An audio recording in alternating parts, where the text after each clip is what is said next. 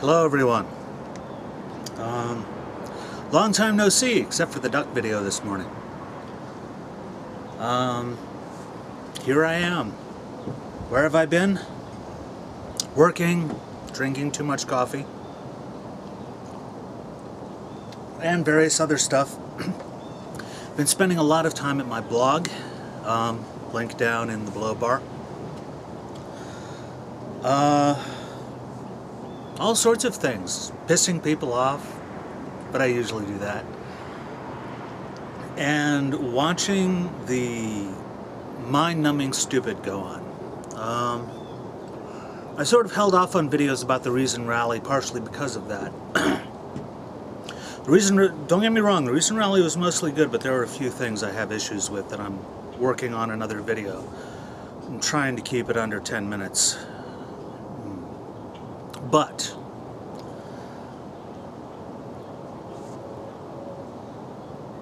with the end of Ricky Santorum's campaign for president, and what he's doing now, by the way, notice he suspended his campaign.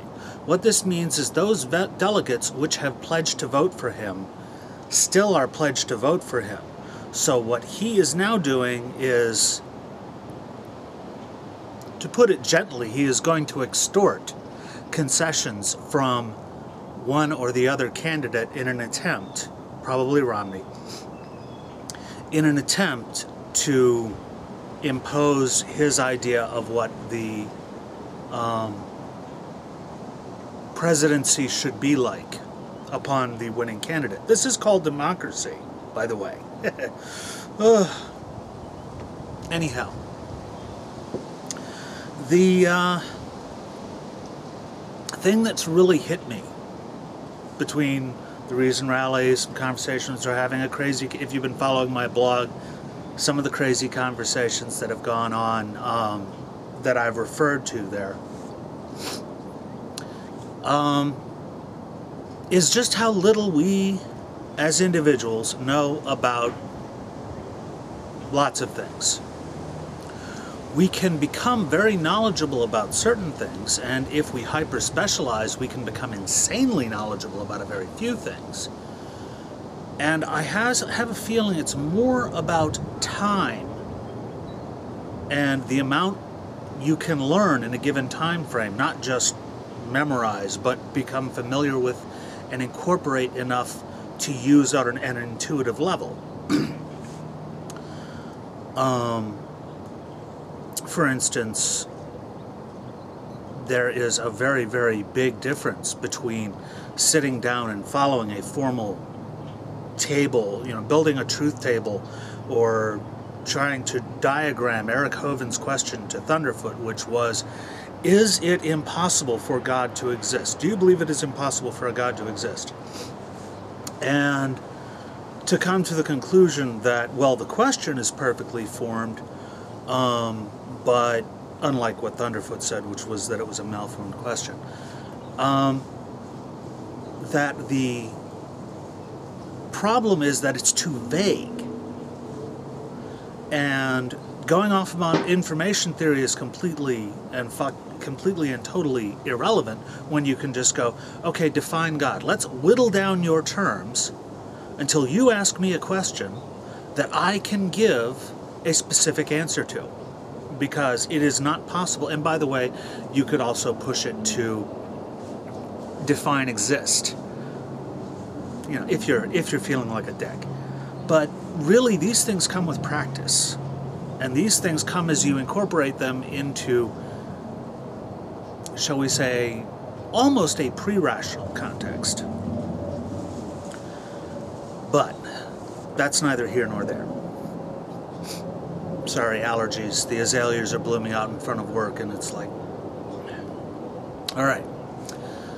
I'm sure that'll be a great screen cap in high def. In any case, God, now I'm smacking my lips again. I've been not doing videos in so long. I've gotten all these bad habits again. My apologies. The main point is that we know so little about, well, fucking everything. But the way we choose leaders, the way we choose people we trust, whose voices we trust, are those who, one, make us feel good, and two, feel good about knowing something, and two, those who we feel are confident, who appear confident in how much they know. Which means in order to be politically successful, one of the things that you must have is a very finely honed skill of arrogant self-confidence and the ability to reinforce that confidence, that feeling of confidence, that perception of confidence in the people around you.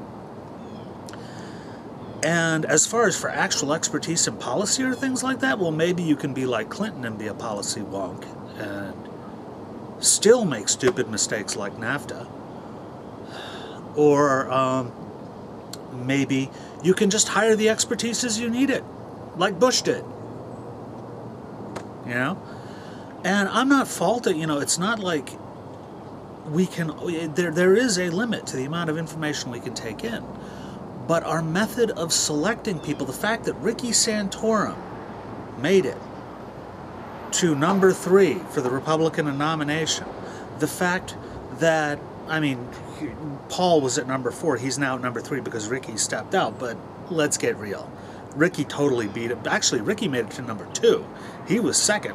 Holy shit. The fact that Rick Santorum was number 2 for the presidential nomination indicates there is something severely fucked up about our selection process. The fact that Michelle Bachmann was in there at all, at any time. Oh, fuck. In any case, I think you get my point. So, there are two things to remember here. One is to not trust it when someone makes a declaration that X is Y, you know, black people are this way, white people are this way, America is this. No. It's more complicated than that, and you can't come out with a declarative statement that has any kind of useful value like that, unless you're either using it as an illustrative metaphor for a very specific purpose, or you're couching it in a lot of qualifications specific to the various exceptions which pop up most obviously in your perception, or those you get called on. Really, there is no way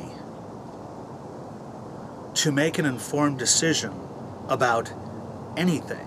So, I mean, you can make semi-informed decisions. There is informed consent. I'm not saying that you are completely an idiot about everything, because we're not. But trust in the fact, your ability to say one thing. Trust in your ability to say, I don't know, and have it be the truth when you are floundering and you're like, well, fuck, I don't know how to deal with this. I don't know what that means. I don't know what's going to happen in China. I think they're going for a recession, and yes, right now commodity prices are going down because of the debt overhang and the heavy infrastructure buildup, which was financed by crappy non-performing loans. But I'm not sure what's going to happen. There's an example.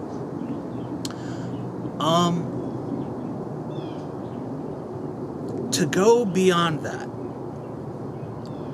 to give yourself the feeling that, or to go with the idea that how you feel about something and thinking and feeling are very, very different things. Thinking is a very methodical, painstaking process that does not come naturally to us. It's hard, and even those people who do it well, they don't think as fast as they feel, or they intuit, if you rather. But intuition, very, very dicey about abstract concepts, unless you're very, very well trained in it. So, where I'm going is, because this is getting long, is focus on being able to say I don't know, on not letting your intuition run away with you, and by that measure, learning to hold other people to the same standard. Not to condemn them because, well, you don't know why they fucked up, they're just wrong. You know? Just say, you know, that's baseless, and leave it at that. Or, like I'm doing in this debate on the Free Thought blogs about this person who is equating prostitution with sexual slavery, and it's not the same thing.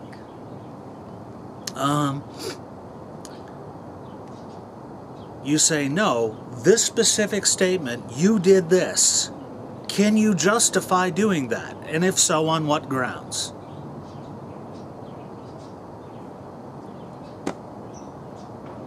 And you will be in a lot better position in the world.